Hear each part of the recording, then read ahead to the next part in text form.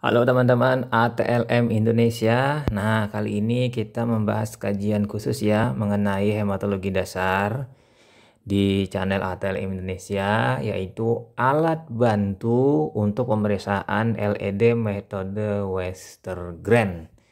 Jadi maksudnya adalah bagaimana teknik memipet atau membantu dalam hal mempermudah pemipetan pada pemeriksaan LED metode Westergren. Oke, kita mulai kajian pertama, yaitu kita tahu bahwa LED itu merupakan pemeriksaan yang secara manual, yaitu dengan cara memipet darah menggunakan cara Westergren sini ya, lalu didiamkan selama 1 jam.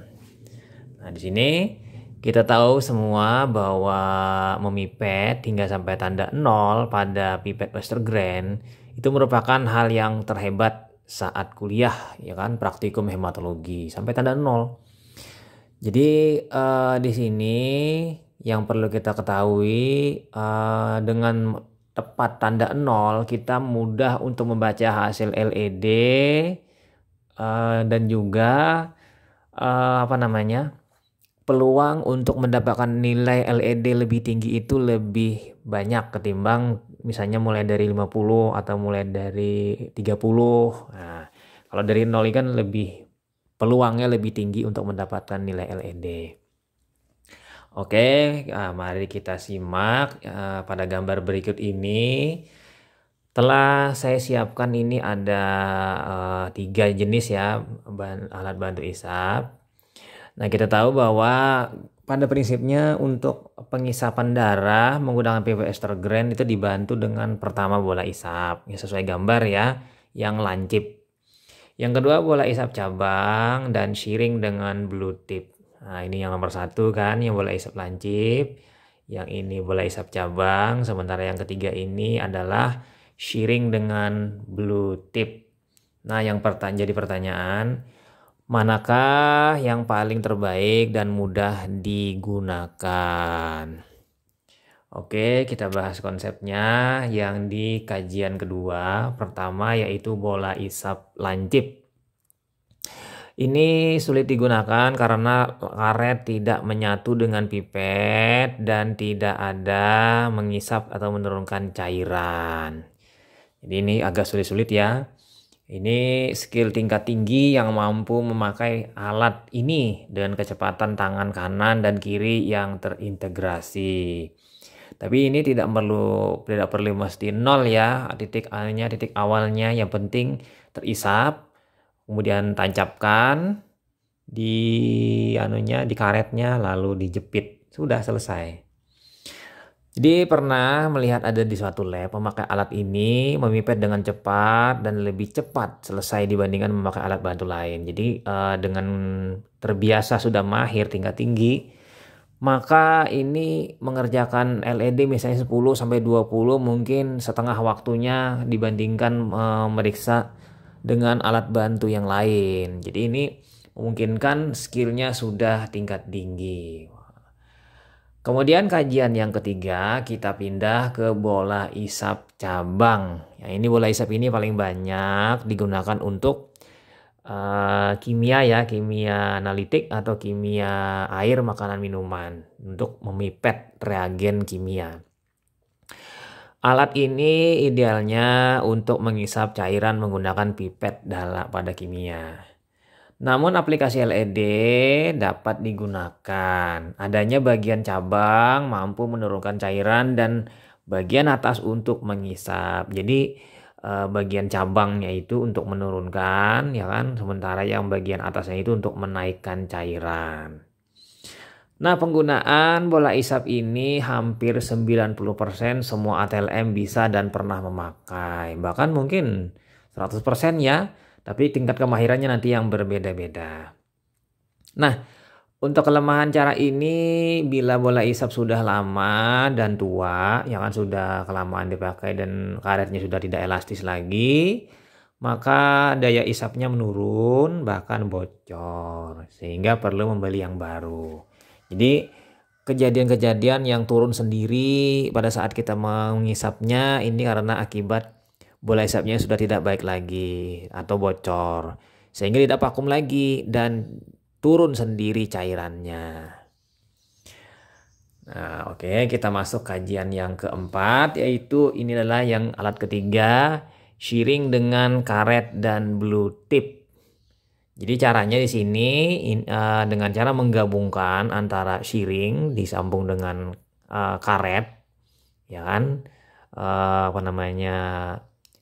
karet pipa karet untuk memipet dari HB Sahli atau hemositometer, ya kan, atau karet selang impus bisa juga.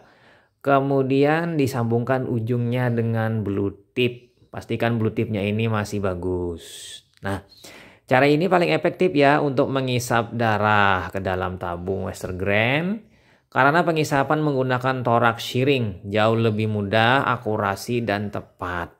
Nanti bisa menggunakan yang 3 ml ya, shearingnya ini yang efektif. Walaupun nanti bisa juga menggunakan yang 1 ml ya, boleh, tapi paling bagus 3 ml. Apabila cairan kelebihan, maka dapat dengan mudah diturunkan perlahan hingga tanda yang diinginkan. Misalnya tanda 0. Jadi lebih mudah mengontrol naik turunnya cairan atau darah yang ada pada pipet Westergren. Nah, kajian kelima masih di shearing dengan karet dan blue tip. Namun yang diperhatikan di sini pemasangannya harus rapat di kedua sisinya, baik dengan shearingnya ataupun dengan pipet Westergren, atau juga persambungan blue tipnya dengan ya tadi selang dari karet. Kalau bisa selangnya karetnya elastis. Lalu di sini yang penting adalah tidak perlu keahlian dan keterampilan yang khusus untuk menggunakan teknik ini. Karena TLM yang masih mahasiswa atau siswa juga sudah dapat menggunakan alat sederhana ini. Jadi gampang ya, dalam praktikum untuk keamanan yang lebih bagus yang menggunakan ini dibandingkan menggunakan 2 metode yang sebelumnya. Tapi alangkah bijaksananya seorang dosen memperkenalkan teknik 3 ini ketiga-tiganya, bola isap yang lancip, kemudian yang bola isap yang bercabang, atau dengan shearing dengan karet blue tip. Jadi tiganya diperkenalkan supaya mahasiswa bisa menggunakan ketiga cara ini. Kita masuk kajian ke-6. Kajian ke-6 ini akhirnya kita flashback dulu ya, kembali ke zaman dahulu, era tahun 1990-an. Ini era-era perjuangan zaman-zaman SMAK, Sekolah Menengah Analis Kesehatan, ya kan? Jadi di sini Sekolah Menengah Analis Kesehatan SMAK itu masih konvensional ya. Pemipetan menggunakan pipet Westergren menggunakan mulut. Masih ingat ya, tahun 90-an. Walaupun ada mungkin yang sudah menggunakan bola isap. Caranya, darah dalam pipet ini diisap cepat naik dan dilepas isapan cepat turun. Jadi dia nggak susah ini. Mau diisap cepat naik, cepat turun. Jadi kecepatan jari telunjuk kita menempel di ujung pipet yang menjadi skill. Nah, ini akhirnya siswa SMAK dulu berulang-ulang sampai skillnya matang, baru sudah terbiasa dengan teknik pemipetan dengan pakai mulut. Kemudian namun ada juga yang diajarkan dahulu, ada lagi dengan cara sambil memipet ditempelkan juga telunjuk dalam mulut. Jadi telunjuk ini masukkan dalam mulut bersama pipet, di bagian ujungnya ditutup, agar lebih mudah menempelkan pada saat titik 0. Ini ada dulu saya pernah diajarkan sama guru saya dulu ini. Kalau mau enak sambil ditempelkan telunjuk pipetnya di dalam mulut. Nah, seperti itu ya kalau memang zaman dulu, zaman konvensional dulu, zaman era SMAK itu keterbatasan alat, keterbatasan metode dan modifikasi sangat jarang terjadi. Ya kan? Jadi di sini menggunakan teknik ini pemipetan langsung dengan mulut. Kemudian kelemahan cara ini resikonya yaitu apa? Terinfeksi, ya kan? Risiko tertular penyakit melalui darah. Mungkin juga nanti terminum darahnya karena lewat. tup, masuk ke dalam mulut. Dan metode ini tidak diperbolehkan diajarkan lagi. Jadi tidak boleh diajarkan lagi. Alangkah baiknya diganti dengan metode yang lebih aman seperti 3 hal yang sebelumnya. Ya kan, kalau memang kebetulan kampusnya itu atau semaknya dulu tuh banyak punya bola isap, ya boleh. Aman pakai bola isap. Kemudian kita masuk kajian ke-7 sebagai tambahan.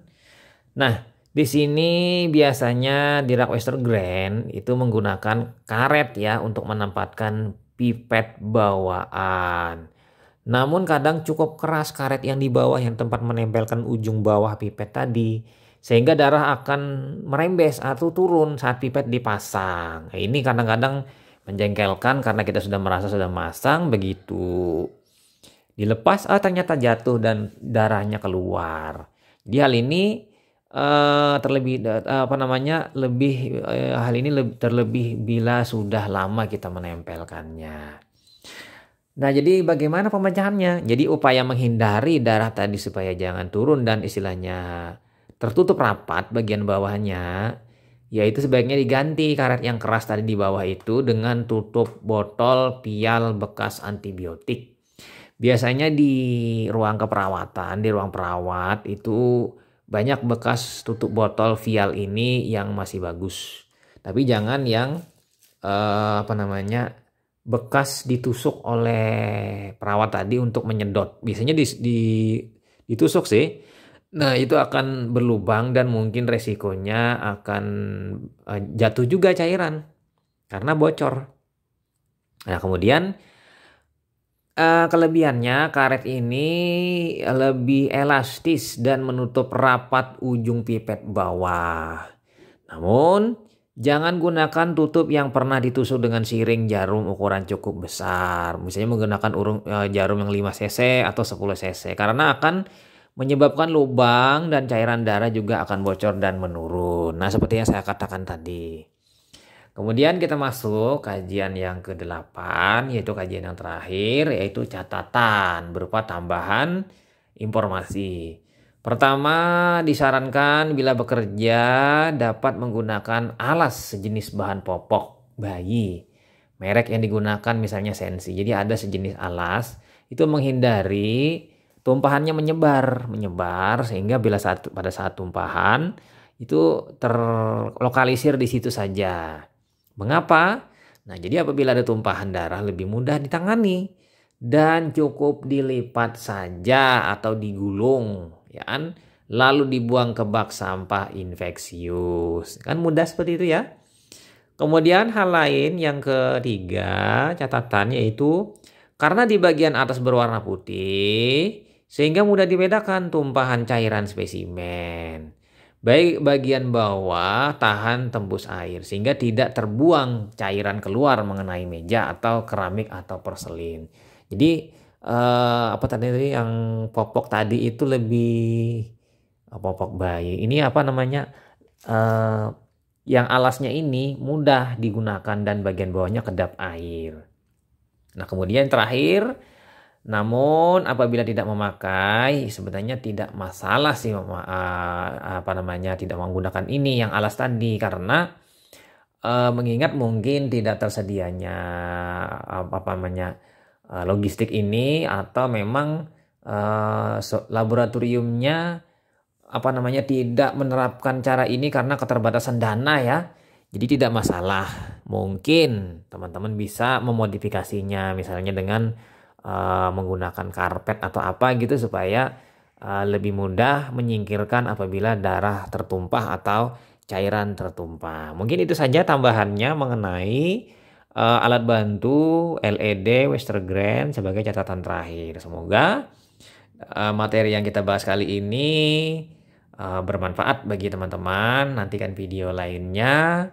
Selamat belajar dan selamat menggali kompetensi ATLM terutama di bidang ilmu hematologi. Bagi teman-teman yang baru bergabung jangan lupa subscribe dan bunyikan lonceng notifikasinya agar mendapatkan video-video terbaru dari saya. Oke, itu saja. Saya Ahmad Lep pamit. Sampai jumpa. Bye.